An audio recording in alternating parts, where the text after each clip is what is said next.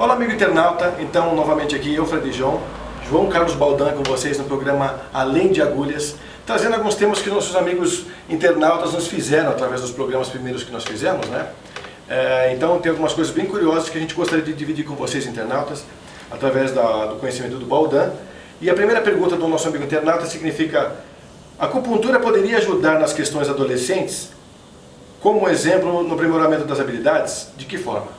Bom, antes de mais nada, Fred João e internautas, eu quero agradecer aí a audiência, a curtição, toda a penetração que o programa está tendo. É verdade, está sendo bacana, né? Está sendo muito bom e para a gente é uma honra, é muito bom a gente poder difundir os reais conhecimentos que tem da acupuntura, além de simplesmente colocar a agulha para simplesmente tratar uma dor ou uma patologia, uma doença. E levar isso num bate-papo legal, informal para o pessoal. Contraído e uma informação para o público em geral, não é um público muito especializado. A gente não pretende dar aula de acupuntura aqui, simplesmente fazer uma divulgação, uma discussão da abrangência da acupuntura, além de tratamento de doenças e tirar dor, analgesia simples e puramente.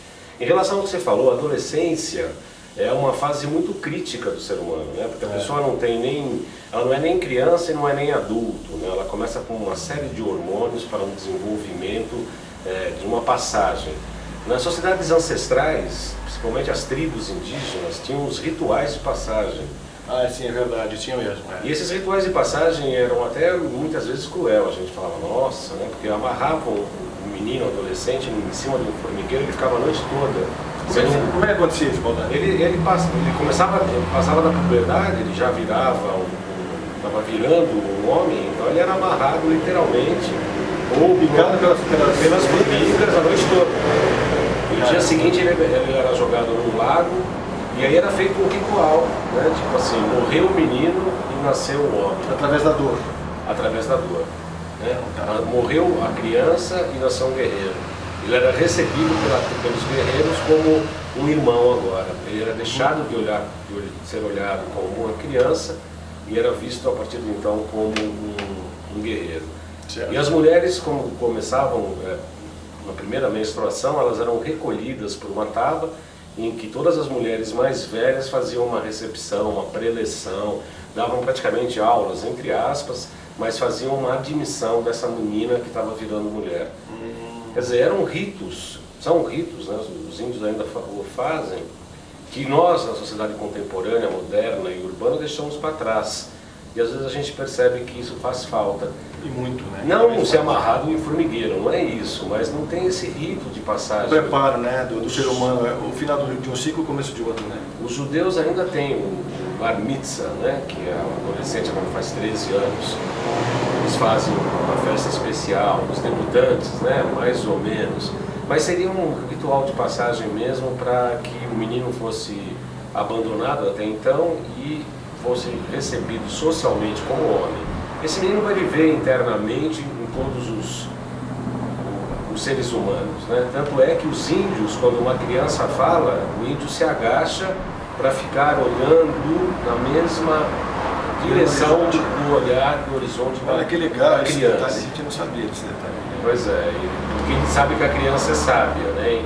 Então o índio reconhece, respeita a criança por conta disso. Legal. Todos nós temos uma criança interior que deve ser cultivada, enfim. Em relação à adolescência, então, como eu dizia, tem aprimoramento das habilidades, né? Tem essa passagem que a sociedade moderna não faz, e isso faz falta, né? Tem muitas pessoas com 30, 40 anos que ainda estão adolescentes, infelizmente. Infantilizadas, mimadas, né? Cada vez mais, né? Ontem eu estive num workshop falando exatamente isso, né? Porque os chineses antigos, os pais geravam e os avós educavam. Educavam no sentido de reprimir. Até no pentagrama, né? O ciclo de geração é mãe e filho, e o de repressão é avô-neto. Os avós educavam. Hoje é pior, né? Os pais geram, estragam, e os avós estragam mais ainda. Duplamente, né? Então como é que fica? O estrago duplo de geração. O estrago duplo de geração. Ninguém reprime. Depois precisa pôr a polícia para reprimir. É uma coisa muito louca. Tá terrível. A sociedade está doente como um todo por causa disso, por conta desses limites, por conta dessa educação, dessa repressão, entre aspas, reprimir no sentido de educar, né? Nós não temos um órgão educador. Hoje os pais colocam as crianças na escola como se fosse um depósito de crianças. Exatamente, a gente e já falou acham sobre isso, e é verdade. que aquilo que a escola é responsável pela educação. E isso é uma inverdade, uma mentira. A escola é responsável pela difusão do conhecimento. A educação que tem que dar são os pais e a família. Então, na adolescência, diante de todo esse cenário, a acupuntura pode, no sentido de harmonizar essa pessoa com ela mesma e, a partir da estabilização dos elementos na personalidade, na fisiologia, na função orgânica e visceral, fazer com que essa pessoa desenvolva as habilidades que ela já traz, né? Você não vai pegar uma habilidades novas, uma coisa que não faz sentido dentro do ser humano. Exatamente, você não pode querer fazer música. Eu gosto muito de música, mas eu não tenho a habilidade musical que você tem. Admiro, né? Mas eu não tenho. Eu pego o violão, arranho um pouco, mas jamais tocaria um violão como você toca. Eu tenho certeza que você também não põe agulha como eu coloco. Sim, sim. Então, quer dizer, são habilidades que cada um vai tendo por si, né? E aí você faz o quê? A acupuntura ajuda, sim, a você integrar-se em relação à personalidade e à individualidade, para que essa habilidade aflore e ela possa desenvolver de uma maneira mais natural. Bom, então essa questão acho que a gente já conseguiu explicar bem, né? Agora, uma outra pergunta interessante aqui é sobre o atendimento a adolescentes. Também ajuda na melhora das patologias de deficiência de aprendizagem em geral? Ah, sim. Bom, excelente pergunta. Agradeço a pessoa que fez essa pergunta. Realmente, o déficit de atenção, me parece, a bipolaridade, o déficit de atenção e a distúrbios de ansiedade, me parece que é um mal momentâneo, né? Hoje as crianças já nascem teclando no tablet, já nascem nessa, né? Eu fico abismado com a habilidade que eles têm em relação à informática, né? Hoje não é nem filhos, são os bebês já que já estão ensinando a gente a... Mas o Baldoni, isso tem um pouco a ver com os índicos, somado mais à carga genética dos pais ou não? Tem a ver com as gerações dos seres especiais que estão sendo encarnados, mas de qualquer maneira, a transformação genética, porque aí a ciência, ora fala uma coisa, ora fala outra, né? Antigamente se falava que os genes eram imutáveis e que não se mudam os genes. Hoje se admite que os fenótipos são capazes de alterar o gene, ou seja, a experiência social é capaz de mudar as moléculas dos genes, as moléculas de ácidos dentro do gene. Eu acredito nisso. Então, dentro de uma sociedade em que há uma comunicação pela internet, pela informática cada vez maior, e eu sou um adepto disso, tenho um programa de TV pela internet, o Saludes, eu tenho blog, Facebook, eu tenho a lua em aquário, eu sou uma pessoa muito ligada às questões eletrônicas, só que eu acho assim, tem que ter um limite. Exatamente. Né? Você não pode ficar viciado na internet, que as pessoas ficam no computador até desmaiar. Tem aquelas então, tem aquelas pedinhas que o pessoal manda pelo Facebook lá. No privado, um prato e um computador. E às vezes o telefone ou tablet. O tempo todo. Você entra no metrô, você entra numa festa, as pessoas ficam cada um com o seu tablet. Namorando individualmente ali. E um não olha para o outro. Né? Não tem a troca, né? Não tem essa troca física, né? Então, peraí, nós não somos escravos do meio. Por um lado a gente evolui tanto na tecnologia, por outro lado a gente deixa a questão humana e a troca, a energia de lado, né? Então, em relação ao déficit de atenção, a distúrbios de ansiedade, eu vejo muito ligados a essa evolução tecnológica e essa tendência das pessoas se agruparem, né? No WhatsApp, por exemplo, que tem aquelas turmas que se discutem temas pelo WhatsApp. Quer dizer, então fica muito ligada à questão eletrônica, ao imediatismo. Eu tenho um excesso de informações, mas eu tenho escassez de sabedoria. Tenho muita informação, tenho muito conhecimento, mas eu não tenho sabedoria porque eu não sei praticá-las. E como é que é essa diferença entre conhecimento e sabedoria? O conhecimento, na verdade, é informação. Hoje você entra no Google, você entra em sites, você tem a informação que você quer, a hora que você quer, um zilhão de informações. Isso é conhecimento.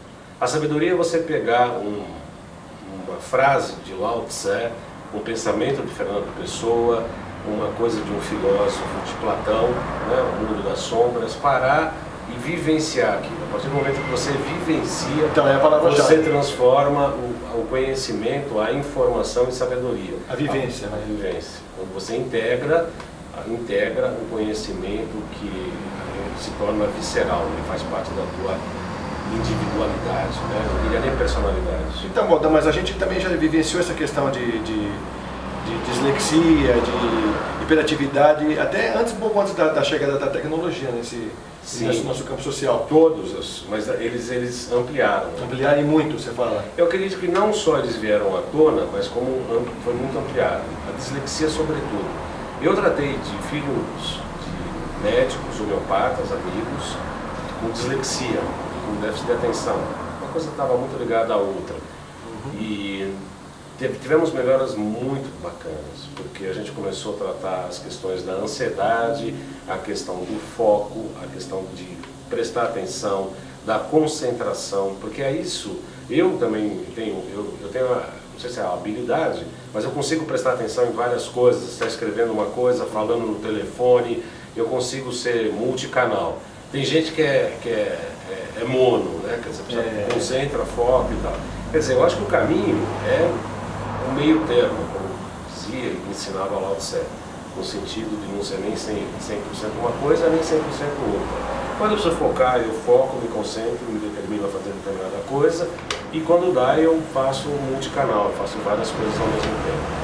Voltando, a acupuntura, ela pode ajudar organicamente, você dar as bases de estrutura para que haja uma modificação da personalidade, e aí sim tratar a dislexia, distúrbios de ansiedade, a bipolaridade, inclusive, e os distúrbios de atenção.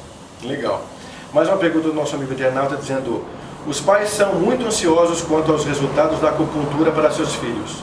Seria interessante também para os pais fazer acupuntura trabalhando as emoções? Eu diria que é de fundamental importância. Complementar, né? É de fundamental importância porque hoje os pais precisam saber o que vão ensinar para os filhos. Né? E hoje a gente vê uma certa educação de que faça o que eu falo e não faça o que eu faço.